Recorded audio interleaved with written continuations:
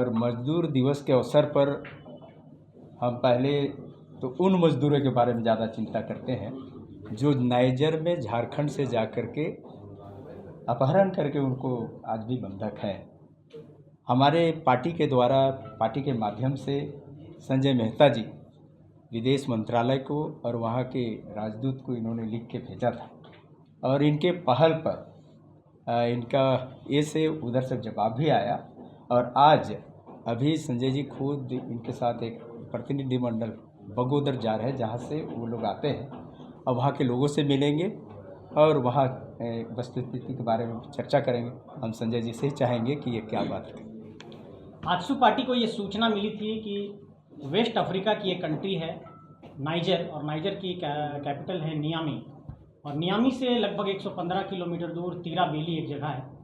वहाँ पर कल्पतरू नाम के एक पावर ट्रांसमिशन के प्रोजेक्ट में बगोदर के 5 मजदूर काम करने के लिए गए थे। 25 तारीख को लगभग वहाँ पर 100 की संख्या में टेररिस्ट आए और उन लोगों ने अटैक कर दिया उस प्रोजेक्ट पे और 12 सुरक्षा कर्मियों को उन लोगों ने मार गिराया।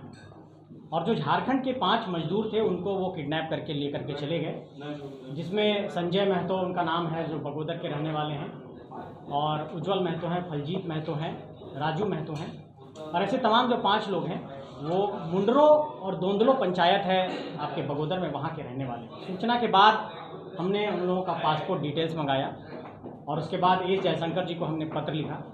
उसके बाद विदेश मंत्रालय के जो अवर सचिव हैं BN पांडे जी, उनसे हमारी बातचीत हुई और उसके बाद भारत के जो एम्बेसडर हैं नाइजर में, उनसे हमारी बातचीत हुई सीताराम मीना जी से। उसके बाद इस पर एक्शन लिया गया और आज सुबह मैंने फिर बातचीत की तो हेलीकॉप्टर से अभी सर्च अभियान चलाया जा रहा है। हम इस बात पर अपना केंद्रित करना चाहते हैं कि आज चूँकि मजदूर दिवस है, मजदूरों के हक की हम बात कहते हैं और हमारे मुख्यमंत्री जी भी निवेश लाने के लिए विदेश गए हैं। ऐसे में ये सवाल बहुत बड़ा है कि जो निवेश लाने के लिए हमारे मुख्यमंत्री जी गए हैं और हमारे ही मजदूर विदेशों में फंस गए हैं, और ये आज की कहानी नहीं है, इस तरह की कहानियाँ बहुत सारी। कभी डेड बॉडी आता है किसी का, कभी कोई मजदूर की मौत हो जाती है। तो मजदूर इतना क्यों पलायन कर रहे हैं और विदेशों में 10-20 हज़ार की एक अदद नौकरी के लिए वो वहाँ पर बंधक बनाए जा रहे हैं, परेशान हो जा रहे हैं, इस पर ध्यान केंद्रित करने की ज़रूरत है। और झारखंड के अंदर पलायन किए हुए मजदूरों को लेकर के कोई भी ऐसा एक सेल नहीं है जिनके पास कोई डेटाबेस हो, कोई ऐसा मैकेनिज्म नहीं है जो इनकी समस्या को सही प्लेटफॉर्म पर रख सके। इसलिए मैं ये अपील करना चाहता हूँ कि इस तरह की समस्याओं को लेकर के एक कोई बेहतर मैकेनिज्म भी स्टेट के अंदर डेवलप किया जाए। हम लोग लगातार ये प्रयास कर रहे हैं, आजसू पार्टी लगातार ये प्रयास कर रही है कि हम मजदूरों को सकुशल झारखंड लेकर के आएँ, और इस मिशन में हम लोग लगातार मंत्रालय, विदेश मंत्रालय और राजदूत के संपर्क में है। आजसू पार्टी लगातार संपर्क में है। तो सरकार का जो एफर्ट था वो कारगर साबित नहीं हुआ, आपने इंडिविजुअल तौर पर एफर्ट लगाया, उसी का आउटकम ये है कि वहाँ पर वो कार्रवाई हुई। मैंने मंत्रालय में जब संपर्क किया, मंत्रालय के पास कोई भी ऑफिशियल इंटीमेशन इस बात को लेकर था ही नहीं, और ना ही इंडियन एम्बेसडर के पास।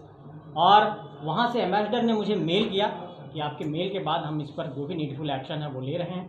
और अभी सुबह प्रेस कॉन्फ्रेंस से ठीक पहले मेरी बातचीत हुई BN पांडे जो वहाँ पर अंडर सेक्रेटरी हैं विदेश मंत्रालय में, तो वो भी लगातार इस पहलू पर, उनको मतलब एक तरीके से अपॉइंट किया गया है इस चीज़ को देखने के लिए। लोकल पुलिस अभी हेलीकॉप्टर से सर्च ऑपरेशन चला रही है, वो लोग कहाँ लेकर के गए ये नहीं पता चल रहा है। एक लोकल को भी, नाइजर के एक लोकल पर्सन को भी वो उठा करके लेकर के गए हैं। विक्की महतो एक मजदूर वहाँ पर जो अभी काम कर रहे हैं, जिनका अपहरण नहीं हुआ है, उनसे बातचीत हुई तो उन लोगों का भी संपर्क नहीं हो पा रहा है। एक मजदूर पूरन महतो लौटे हैं वहाँ से, उनसे बातचीत हुई तो उन्होंने कहा कि हम भी अब संपर्क नहीं कर पा रहे हैं, सबका मोबाइल स्विच ऑफ हो गया है, तो पता नहीं चल पा रहा है। आजसू पार्टी का एक प्रतिनिधिमंडल परिवार वालों से मिलने अभी शाम 5 बजे बगोदर पहुँच रहा है।